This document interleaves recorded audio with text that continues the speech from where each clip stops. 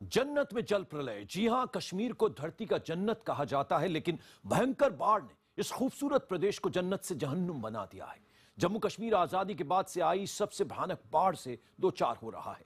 श्रीनगर शहर में पानी घुस चुका है, पूरा शहर पानी से लबरेज है। दक्षिण कश्मीर की हालत तो और खराब है। करीब 2500 गांव पूरी तरह से बाढ़ से प्रभावित हैं, जबकि करीब 500 गांव जलमग्न हो चुके हैं। आज प्रधानमंत्री नरेंद्र मोदी ने भी राज्य के हालात का जायजा लिया। बर्बादी के हालात देखकर उन्होंने इसे राष्ट्रीय आपदा करार दिया। सबसे पहले आपको दिखाते हैं श्रीनगर में बाढ़ के हालात।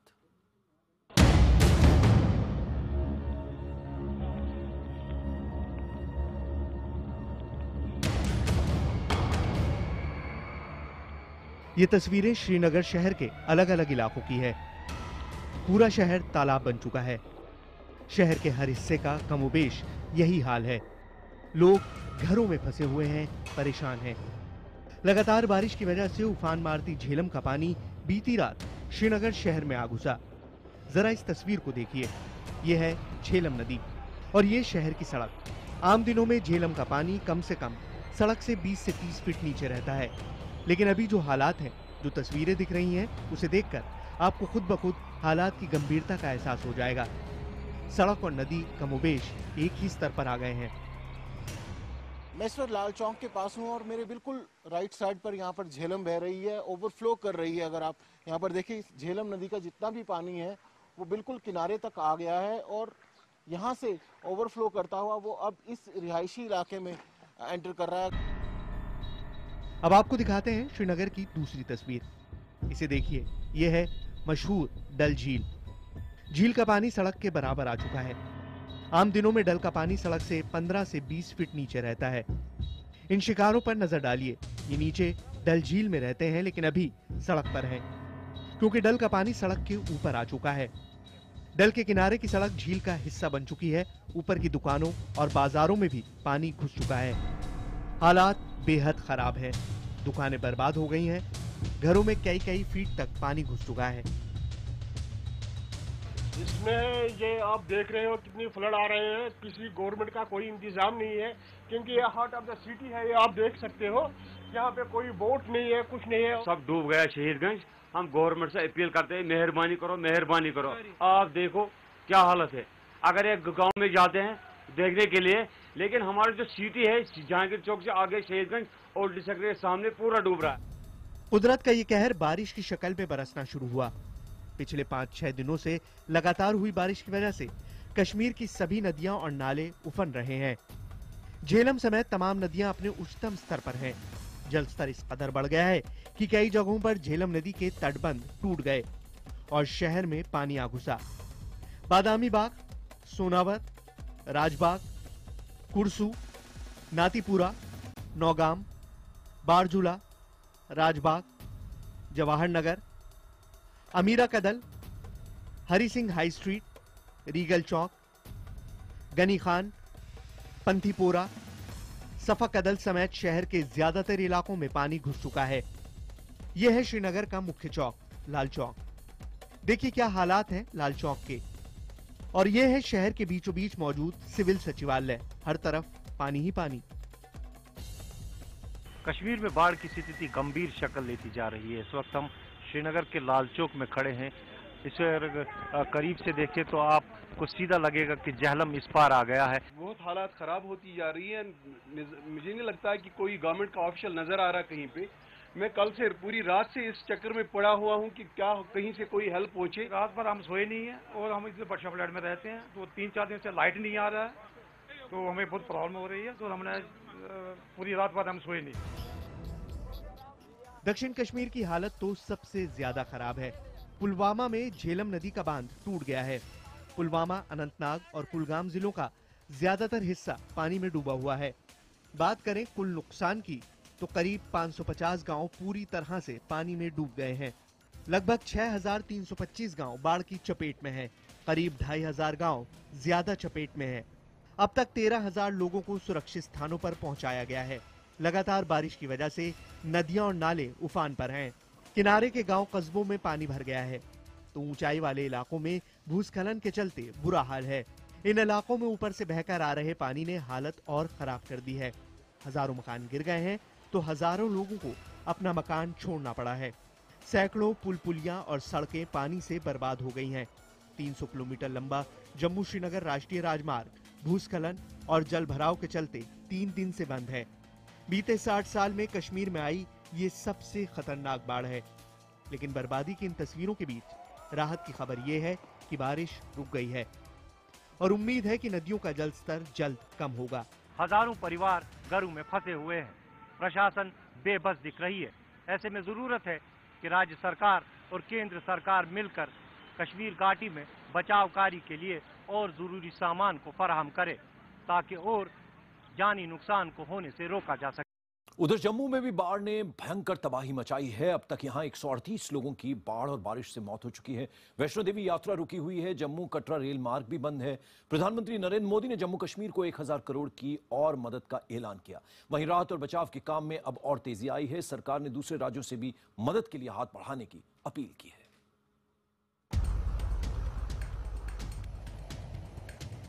राहत और बचाव का काम तेजी से जारी है। हालात जम्मू में भी कम खराब नहीं। जम्मू के उधमपुर, रियासी, पुंछ और राजौरी में बाढ़ से सबसे ज्यादा नुकसान हुआ है। जम्मू के सांबा और अखनूर सेक्टर में बाढ़ के चलते लगभग 30 बॉर्डर चौकियां बह गई हैं। उधमपुर के पंचेरी इलाके में भूस्खलन के चलते 60 घर तबाह हो गए हैं। करीब 40 लोग लापता हो गए हैं, जिनमें से कई के शव बरामद किए गए हैं।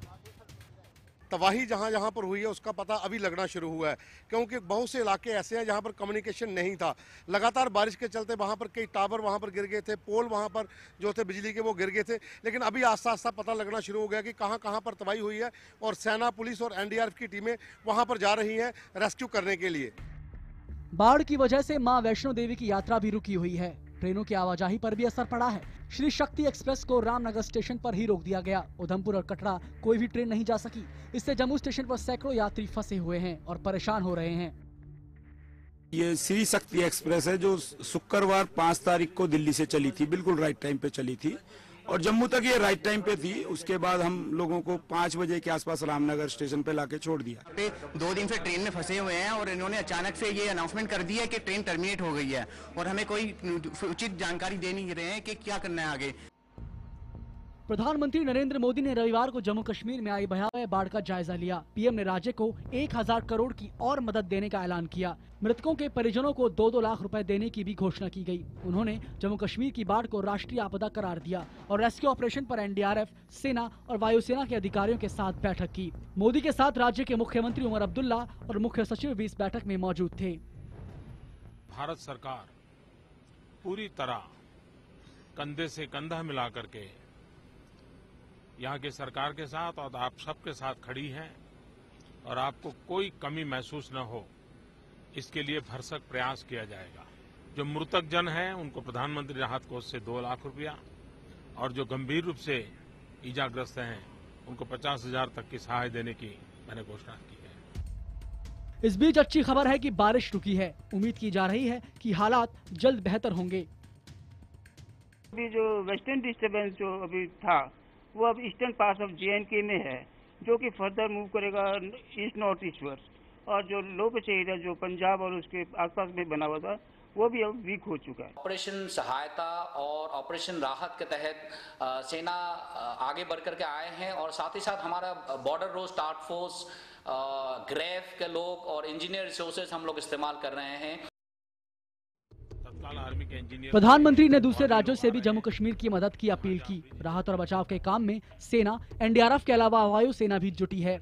सेना और वायुसेना के करीब 10,000 जवान राहत के काम में जुटे हैं, लेकिन वो भी कम पड़ रहे हैं। सरकार ने एनडीआरएफ के 5 और कॉलम राहत के लिए भेजी है। 70 नाव और भेजी गई हैं। नाव, रेस्क्यू टीम, डाइवर्स और राहत के लिए तमाम जरूरी सामान भी भेजे गए हैं। वायुसेना के बाहर AN-32, 4 IL-76, 5 C-130J विमान राहत में जुटे हैं। इनके अलावा 2 C-17 ट्रांसपोर्ट एयरक्राफ्ट को भी राहत के काम में लगाया गया है। About 1,400 to 500 people are under the care of the army in various camps and they are being taken care of. Jammu Kashmir के मुख्यमंत्री उमर अब्दुल्ला ने राज्य में आई भयानक बाढ़ की तुलना पिछले साल की केदारनाथ त्रासदी से की है। हालांकि राज्य सरकार लोगों तक जल्द राहत पहुंचाने की बात कर रही है, लेकिन राहत का काम अभी बहुत पीछे है। जरूरत है कि जितनी जल्दी हो सके लोगों तक मदद पहुंचाई जाए। और हमारे संवाददाता लगातार बाढ़ प्रभावित इलाकों का जायजा ले रहे हैं। श्रीनगर की हरि सिंह हाई स्ट्रीट का हालात बता रहे हैं मेरे सहयोगी खालिद हुसैन। कश्मीर घाटी में पिछले 12 घंटों से बारिश तो थम गई है, लेकिन झेलम नदी का जल स्तर बहुत ज्यादा बढ़ गया है। आप देख सकते हैं ये श्रीनगर का हरि सिंह हाई स्ट्रीट है, बिल्कुल दरिया लगता है जैसे झेलम यहाँ से बह रहा हो। और इस तरफ अगर हम देख सकें, इसकी एक लेन है जो ज्वेलरी मार्केट है, बहुत ही रिनाउंड मार्केट है लाल चौक का, उसमें से एक खूबसूरत नाला इस वक्त बह रहा है।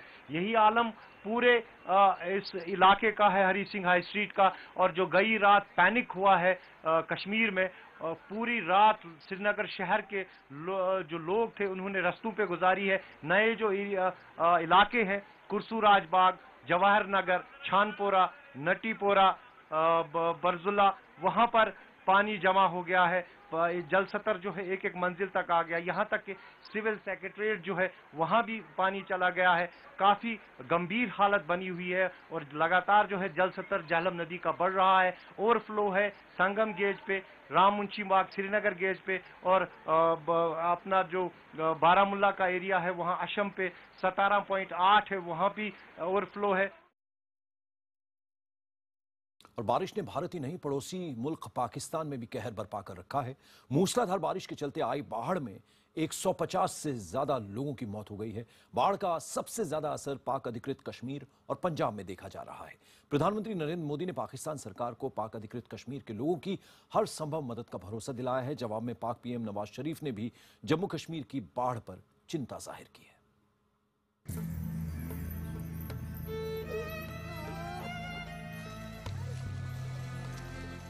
कुदरत के कहर ने पड़ोसी पाकिस्तान का भी हाल बेहाल कर रखा है। पंजाब और पाकिस्तान अधिकृत कश्मीर में हालात बद से बदतर हो गए। बारिश बुधवार को शुरू हुई थी जो रुक रुक कर अलग अलग हिस्सों में अब भी जारी है। बाढ़ के चलते गांव के गांव टापू बने हुए हैं। लोगों ने जान बचाने के लिए पेड़ों पर शरण ले रखी है, जिन्हें नावों के सहारे बचाकर बाहर निकाला जा रहा है। कल शाम को सैलाब आ गया तो हमने बड़ी मुश्किल से दरख्तों पे चढ़ के अपनी जान बचाई। 5 लोग थे हम, तो हम तकरीबन यहाँ 20 घंटे से यहाँ फंसे हुए थे। हम जिंदगी की उम्मीद छोड़ बैठे थे। हमें नहीं था पता कि हमें कोई बचाने आएगा, तो लेकिन हम शुक्रिया अदा करते हैं फ्लाइंग इंसानी फाउंडेशन वालों का और इनकी पूरी टीम का, जिन्होंने हमें यहाँ से निकाला। पाक अधिकृत कश्मीर के गिलगित बल्तिस्तान के इलाके सबसे अधिक प्रभावित बताए जा रहे हैं।